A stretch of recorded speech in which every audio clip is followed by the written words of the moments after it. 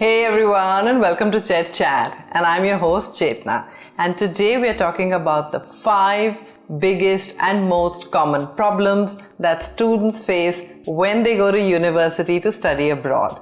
Now we know that when students go abroad for the first time especially, they face a host of different problems, and today we're going to talk about the 5 most common and difficult problems that students tend to face when they go to university to study abroad for the first time. And we'll also give you some great tips and strategies on how to overcome those problems and to also help you enjoy your stay abroad and to maximize the study abroad experience. But just a quick reminder that we have over 200 videos on Chet Chat, including various topics on higher education, including study abroad, scholarships, and admissions to Ivy League universities. So quickly go back and take a look at some of those videos. And before we begin talking about the 5 most common and difficult problems that students face when they go to university to study abroad, press that subscribe button and the bell icon right next to it, and give us a thumbs up if you like our work. Is making friends. Now, when we go to this imposing university in a foreign location and we see tons of international unfamiliar faces, we tend to feel like, oh my god, I'm never going to fit in. But remember, every one of those students is feeling exactly the same way as you. So overcome that reluctance and put that first hand out in friendship.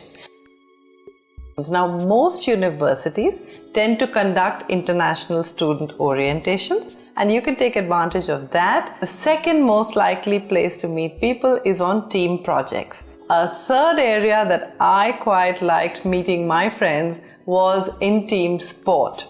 But if you're not the sporty kinds, you could even go for a hike or a camping tour or any adventure road trip experience, and you're likely to meet some really exciting people. Another way to meet friends is to enroll yourself in clubs and cultural activities. And the 5th place where you're likely to meet people is meal times. Now, 3 top tips for making friends. The first one is avoid joining this clan of students, a ton of them from your own country that hang out together. Now, if you're an Indian particularly, in your first week itself, don't go and enroll into that Garba club or the Bhangra club or the Indian Food Society, for example. Now, I know they sound really exciting, but we can keep them for later. My advice to you is, in your first 2 weeks, make 3 friends from the host country and 3 friends from any other country. Tip number 2, push yourself beyond your comfort zone.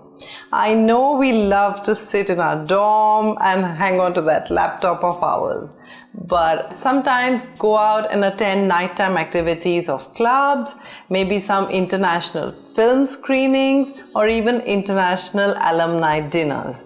And tip number 3 is, please meet people physically. Avoid the temptation of making all your friends only on social media. Grabbing a cup of coffee before a class or even hanging out with people on weekends can go a long way in cementing those friendships. And finally, all that said about making friends, remember that your career goals and aspirations are not exactly the same as that of your friends. So avoid making just 1 or 2 friends and trying to sign up for all classes, courses, clubs and activities together. Explore individual preferences, and it's all right for you to go and attend an activity all by yourself, and you never know, you might meet some really interesting people that you may not have otherwise. Problem number 4 is living independently. The most common disappointment that most students face when they go to study abroad is that there is no mom to the rescue. There are no gentle reminders for doing your laundry, your dishes, for cleaning your house, or even for helping you deal with your landlord for your housing rental. Tip number 1 is to work on checklists. So you want to create yourself a weekly checklist to do activities like your laundry or your grocery. Now you might want to put a reminder on your phone, or you can set aside a couple of hours every Saturday to do these activities. Also, I highly recommend that you check your credit card statement and your bank statement once every week. Check for any charges or even fraudulent transactions, which by the way are quite common, especially in the United States of America. Also, create monthly checklists for activities like paying all your bills and your rentals, etc. And maybe you want to put those on auto debit. Tip number 2. Take a local mobile phone plan and use your apps of whether you do WhatsApp calling or Facebook Messenger or Skype or whatever you find convenient. Tip number 3 is on your health insurance. Now, which is a good plan for you to take up? A, you can ask your seniors, and B, if you find that a lot of your classmates, especially the ones that are local, are taking up a particular health insurance plan, then you can go for that as well. Tip number 4, use a locker to keep your cash, your passport and your I-20 and scan them and keep copies with you at all times. And tip number 5 is to pack light, because sometimes you need to vacate the dorm in the summer holidays, or if you've taken an apartment, you might want to sublet it. Problem number 3 is looking for a job. Now, the best way to get a return on that investment that you've made to study abroad is to find yourself a job. This could include part-time jobs and summer internships. Now, most colleges have a career cell and they will give you all the advice that you need, but it is ultimately your responsibility to go out and find yourself that job. Source number 1 is career fairs at your own college. Go and talk to the people standing there and talking about their companies, leave a visiting card with them, and most importantly, follow up on that meeting. Source number 2 for you to find a good job is networking events and meetups. How about you go there and you meet the company representatives and ask them that what is that profile that they're looking for when they go out to hire. That'll give you an idea of what courses you need to take up and what sort of projects and internships that you should have on your resume if you want to get hired by that company. Source number 3, and perhaps the best resource that your college offers you, is your professors. Now, most of your professors are already doing consulting assignments with companies in the locality or that particular city. Now, meeting up with your professors in the after hours, talking to them about your career, not only gets you leads into jobs, but also gets you very valuable mentorship and guidance. And the 4th source for you to get a good job is the network of alumni. And alumni sometimes go out of the way to help students from their alma mater. Now, 4 quick tips that'll help you find the right job is tip number 1, remember that any experience is good experience. So take up any of these jobs, even if they're on campus. It could be managing the cafeteria or being a research assistant under a professor. It even could be writing for the college magazine. Tip number 2, they're looking for 2 main things in that interview. One is clarity of thought and reasoning and critical thinking abilities, and the second is your communication skills. Tip number 3, apply for jobs early. Every country has its own cycle of applications and recruitment, so make sure you're on time for that cycle.